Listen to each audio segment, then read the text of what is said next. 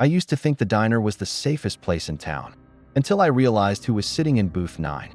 5 years on the night shift taught me how to tune out the weirdos, the drunks, the lonely souls chasing caffeine and conversation. But that night, I learned there are some customers you should never serve. It was raining, the kind that hums against the windows like static. The fluorescent lights buzzed overhead, the smell of burnt coffee hanging heavy in the air. I remember the quiet, the comfort of it. Then a spoon fell off the counter, just a tiny, harmless sound. And for some reason, it made my skin crawl. If you ever work a night shift alone, don't do what I did. Let me take you back to that night. The last time I ever took the 11 p.m. shift. The diner always felt like its own little world after midnight, half alive, half dreaming. The coffee machine hummed its tired lullaby, the neon sign outside flickered in rhythm with the rain, and the fridge's low drone filled the silences between my thoughts. Earl, the cook, leaned on the counter pretending to wipe it down while actually dozing off on his feet. He'd been here longer than the grease stains on the grill. Our only regular that night was Pete, a trucker who swore the best pie in the state came from our freezer. He sat at the bar, muttering about engine trouble, while the radio spat static instead of songs. It was the kind of quiet that made you feel like you were trespassing on time itself. Then the bell above the door chimed. A man walked in, clean suit, polite smile, eyes that didn't blink enough. He chose booth 9, the farthest from the door. When I poured his coffee, he looked up at me and said softly, "You open all night?"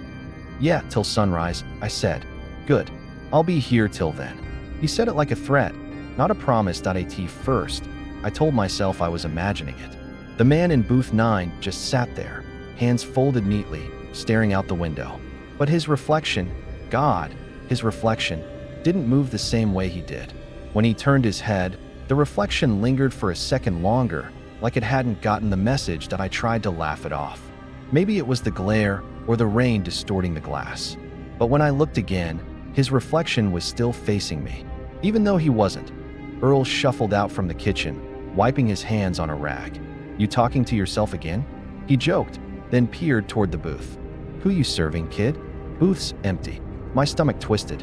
I looked back, and the man was gone. Coffee cup untouched, steam gone cold. I rushed to the monitor above the counter, pulled up the security feed, and froze. The footage showed me standing there, smiling, talking to no one. That's when the fridge stopped humming. The lights flickered, and the clock above the pie case jumped from 1:47 to 2:13 in a single blink.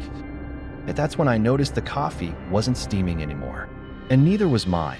The power flickered once, then again, longer this time. When the lights came back, Earl was gone. His rag still lay on the counter, coffee still steaming where he'd been standing seconds before. I called his name, my voice sounding too loud, swallowed by the hum of the lights. Then the bell above the door rang, sharp and wrong, stretched into something like a scream. I turned, and the man from booth 9 was back, sitting exactly where he'd been, cup full, smile perfectly placed. But his voice came from 2 directions at once. "Do you know what you served me last time?" My throat tightened. I've never seen you before." He grinned wider, the corners of his mouth twitching like he was trying to hold back a laugh. "You said that before, too." The radio crackled alive, static shaping itself into whispers that knew my name.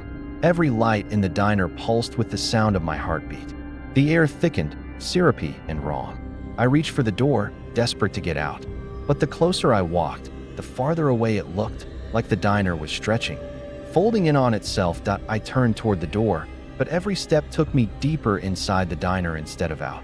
The clock on the wall stuttered, its hands twitching between 3:16 and 3:17 like it couldn't decide which moment to stay in. Every time I blinked, the room rearranged itself. Fresh coffee, full cups, Earl walking past again, Pete at the counter.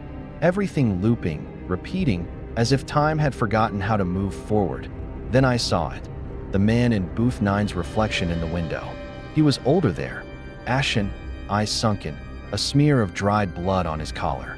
I remembered the story Earl once told me. A customer who dropped dead in that booth decades ago. Heart attack mid-sip, behind the counter. Earl's reflection lifted its head and silently mouthed, "Don't talk to him." The man smiled at me, that same too wide grin. "There's a way out," he said softly. "I don't want it. I whispered. He chuckled. You already did.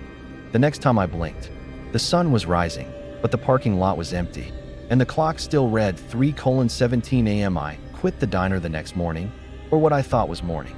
But no matter where I go, I still hear that bell. Some nights, around 3:17 a.m., it rings once, faint and metallic, like it's waiting for me to pour another cup. Last week, my phone lit up with a new order ticket. The name field was blank, but the booth number wasn't. Booth 9. If you've ever stopped at a diner late at night, check the clock before you leave. If it says 3:17 a.m., run. If anyone else worked a shift off Route 6, message me. We might have seen the same man. The bell just rang again. Someone's in booth 9.